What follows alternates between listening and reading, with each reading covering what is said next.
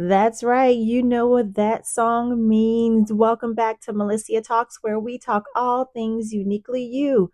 Her Huddle edition is back. Yes. And so is football season. That is college football and also NFL. Let's get into it. First, we're going to start off with NFL. What can we say? And I usually make my post every Thursday at 6 p.m., but I had to wait. I just had to see what was going to happen with this Dallas Cowboys football team and the Philadelphia Eagles last night. And it did not disappoint. Good people, if you didn't see it, haven't caught the news, haven't caught the anything that's trending, it did not disappoint with drama for sure and theatrics on the field. Listen, of course, the reigning NFL champions won the game. And of course, that's your Philadelphia Eagles, as they were the winners, of course, of the Super Bowl last year or last season. And they ended up, winning this game as well. So 24-20 is what it, ended up being. But like I said, it was not short of drama. Before the first snap, I'm sure you all have already heard it. Jalen Carter, bless his heart, decided to, I guess, respond, which he could have not, but respond back to a gesture. If you've seen any of the more recent surfacing videos, respond to a gesture made by Dak Prescott. Yes, he is the quarterback of the Dallas Cowboys. And in his responding, he decided to go low, as they say. So we know the phrase, when they go low, you go high. No, he took it lower and decided to spit directly on Dak Prescott. And as I have heard other commentators say today, you cannot do that to anybody, really, but especially the golden child of any team, and that's the quarterback, right? So, yeah, that was a hot mess to even start the game. And then, of course, some fights broke out. So, and he got ejected from the game, just so you know, ejected from the game before the first snap. Absolutely, a huge blow to the team, Philadelphia Eagles. But hey, they still pulled it out, right? And of course, America's favorite team, which includes your Dallas Cowboys, did not. And so there were a few blames placed on CD Lamb, who is one of their main wide receivers.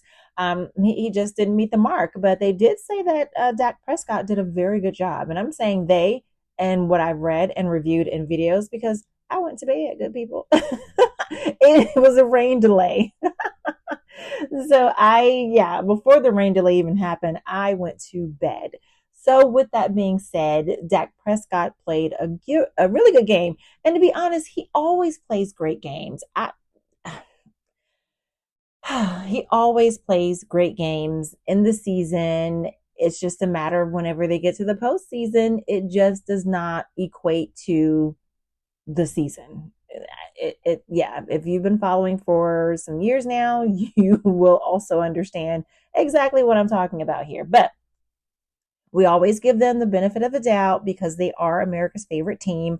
They're, again, I don't have a dog in any fight. I'm not a huge fan of any NFL team, really. But with that being said, that's where we are right now. So that was our first game, but definitely something that was to behold, and looks like it took up pretty much all of the conversations on many of our platforms today. I mean, ESPN, FS1 Sports, you name it, the radio stations, that is pretty much all they talked about today. It was the hot topic. And for good reason. So it brought in the ratings, I'm sure, for everybody. Now let's move on. We do have another game tonight with the Kansas City Chiefs. Oh my gosh, I'm getting excited here. Kansas City Chiefs and the LA Chargers. That game will be played in Brazil. So if you have NFL Plus or YouTube, you can watch it on one of those platforms. And it is going to be free according to YouTube. So tune in. We'll see what happens with the other America's team but seems to be the most hated team right now, the Kansas City Chiefs. All right, so moving on from NFL, we have, I'm sure, a really spectacular weekend of football coming up, both in college and in NFL.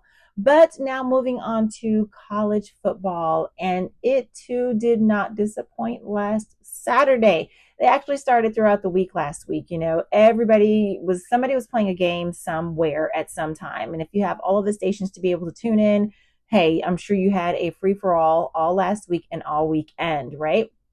So I'm just going to hit some of the highlights. For the weekend, we were looking at, of course, Colorado State. Everybody is wanting to see what they're going to do with Coach Deion Sanders. Unfortunately, they came up short there in their game, and so it was a hard fought game.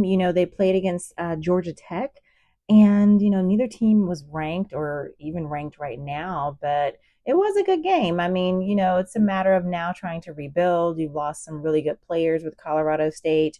Obviously, their main quarterback, and of course, their two-way star player. He's with the Jacksonville Jaguars now. So, they got to rebuild like every other team does whenever, they lose some key players from the previous season. So that was a good matchup. Also, I have to look at and give props to one of my alma maters, and that is the University of Miami. Go Canes, and the U, of course. They did defeat at the time, I forget which number they were, but now they're number 9, Notre Dame. Of course, Miami, I remember, was number 10, and they did beat them 27-24. It too was a great game. If you did not see it, both teams put on a show. I'm not going to go into details. Be sure to watch the highlights if you want to see those. But it really did come down to a really hard fought game. And Carson Beck, we know he was with the University of Georgia for the past couple of years as the actual starting quarterback. But then, of course, the other young man, after last year's game, one of the games at the end where Beck got hurt. And of course, he ended up out, and the other backup quarterback came in, and he is now the starting quarterback for the Georgia football team.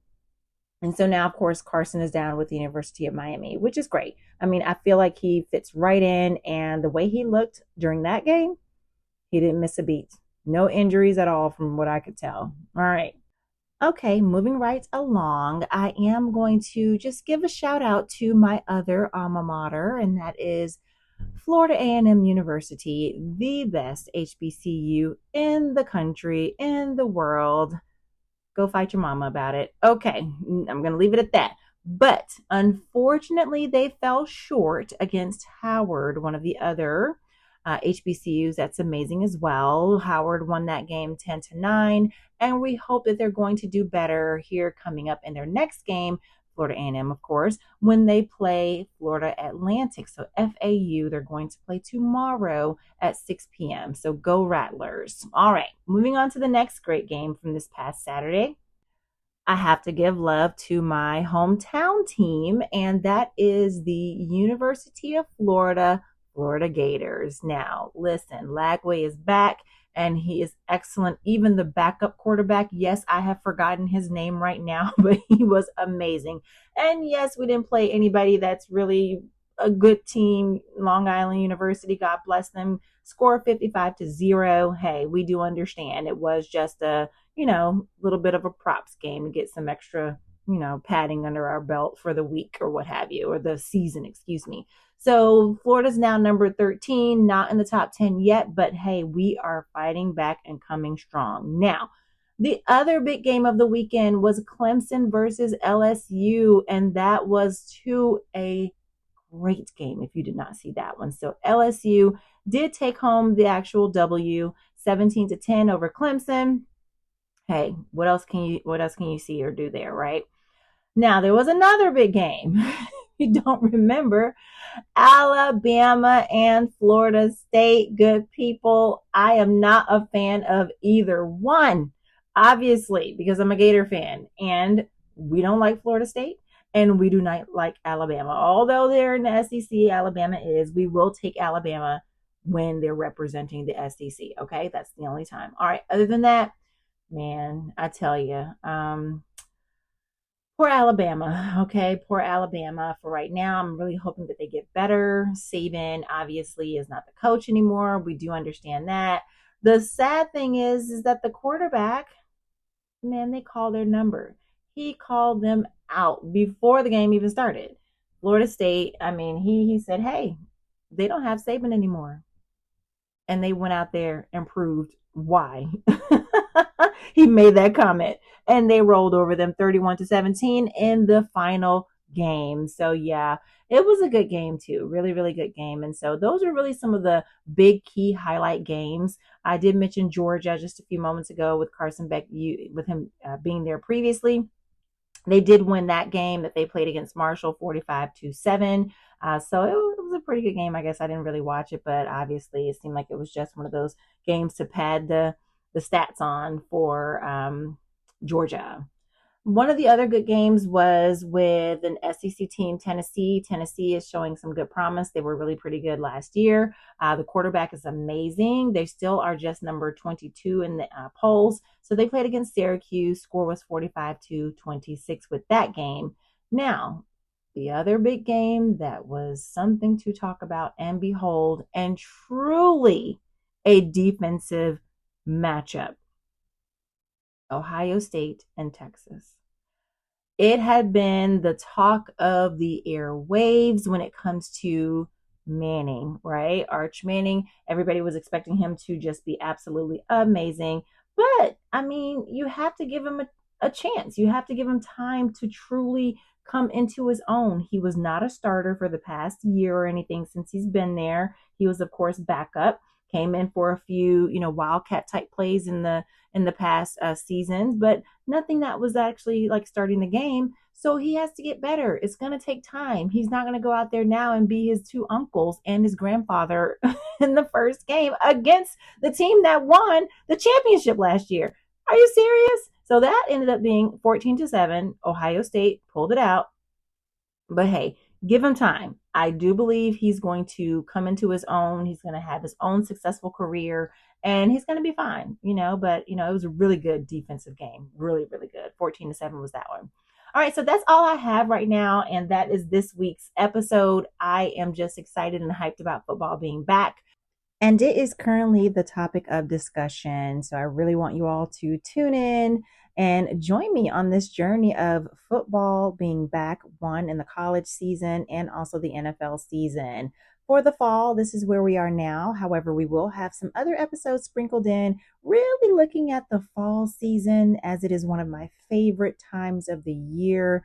And some of the great things that I love to do around this time of the year with my family, even decorating in my home and things of the sort. So tune in. And as we get closer to the holidays, no, I cannot sing. However, I wish I was blessed with it, with that gift to be able to do so. But hey, the holidays are also right around the corner and I am excited about it. So tune in. It's going to be great over the next few months as we close out this year almost, right? We're in the month of September with 4 more months of the year left. Don't waste these last months of the year. There's so much in you to do, even if it's just resting, okay? Taking a moment to enjoy, relax this moment. I promise you, you don't want to miss whatever God is doing in this season. And sometimes it requires us to just be still. Just be still, right? Be still and know that He is God.